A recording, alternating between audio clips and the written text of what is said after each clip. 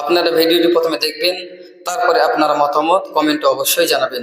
আমার নিজের মা থেকে গাভীর গুরুত্ব বেশি, কিন্তু আমার মা আমাকে 1 বছর কি 1.5 বছর দুধ খাইয়েছে, কিন্তু গাভী সারা জীবন আপনি গাভীর দুধ খাবেন। পণ্ডিত মশাই বলতে যাচ্ছেন যে আমাদের মা আমাদেরকে 1 বছর বা 2 বছর দুধ পান করায়, কিন্তু আমাদের গরু সারা জীবন দুধ পান করায়। তাহলে বোঝা গেল যে তাদের কাছে মায়ের চেয়ে তাদের কাছে গরুটাই হলো প্রিয়।